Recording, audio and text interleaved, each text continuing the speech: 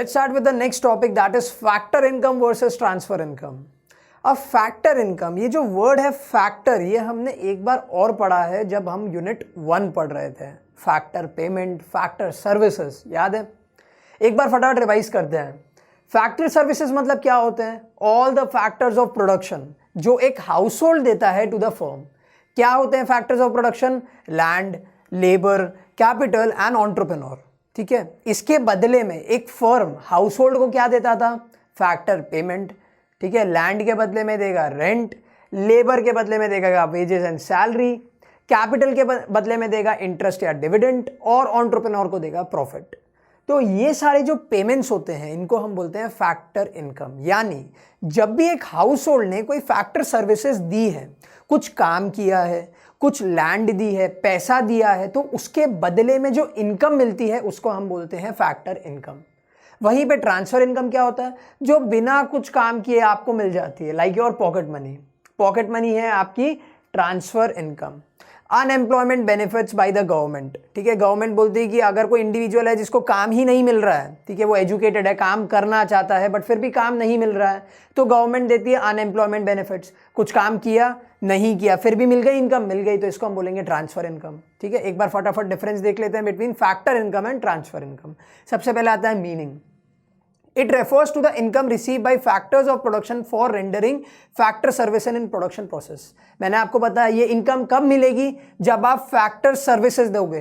कहाँ पे दोगे? In the process of production. यानी प्रोडक्शन प्रोसेस में आपने लैंड दे दी, कैपिटल दे दिया, आपने खुद ने लेबर या एम्प्लॉय बन के काम कर दिया, तो आपको क्या मिलेगा? Factor income. ट्रांसफर इनकम मतलब क्या होता है? It refers to income received without rendering any productive services in return. आपने कोई काम नहीं किया, आपने कोई फैक्टर सर्विस नहीं दी, आप घर पे सो रहे थे, पापा ने पॉकेट मनी दे दी, ट्रांसफर इनकम। ठीक है, नेचर पे आते हैं। It is included both in national income and domestic income. वहीं पे अगर हम बात करते हैं ट्रांसफर इनकम की, it is neither included in national income nor in domestic income. तो हम ये टॉपिक क्यों पढ़ रहे हैं? बिकॉज हम नेशनल इनकम के बारे में पढ़ने वाले हैं। तो हमें ये तो पता होना चाहिए कि ट्रांसफर इनकम को हम नेशनल इनकम में या फिर डोमेस्टिक इनकम में, दोनों में ही काउंट नहीं करते हैं।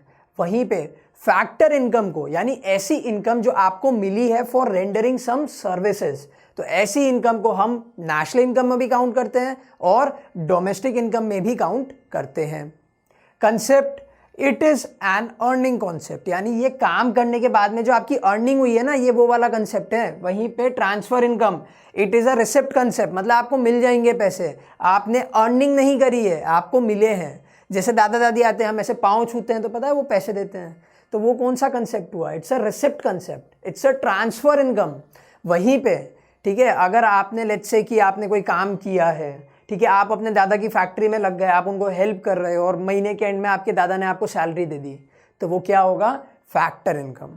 ठीक है, next recipient, it is received by factor of production. यानी लैंड, लेबर, कैपिटल या एंटरप्राइज या फिर एंटरप्रेन्योर के बदले में आपको मिलेगी। लैंड के बदले में क्या मिलेगी? रेंट मिलेगा।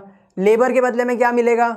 Wages and salaries. कैपिटल के बदले में क्या मिलेगा? इंटरेस्ट और डिविडेंड। और एंटरप्राइज या फिर एंटरप्रेन्योर को क्या मिलेगा? प्रॉफिट। समझ में आया? तो रेसिप्टेंट कौन होते हैं इनके? Factors of production, that is land, labour, capital and entrepreneur. वहीं पे अगर हम बात करते हैं ट्रांसफर इनकम की, it is generally received by house holds and government. जिससे गवर्नमेंट को कोई ग्रांट मिल गया, लेट्स से कि कोई इंटरनेशनल ऑर्गेनाइजेशन है या दूसरी कंट्री की गवर्नमेंट है, उसने कुछ गिफ्ट भेज दिया, ग्रांट भेज दिया। आपके फ्रेंड की शादी थी और आपने कोई गिफ्ट दे दिया, कुछ पैसे दे दिए, तो वो किस में आ गए? ट्रांसफर इनकम में आ गए।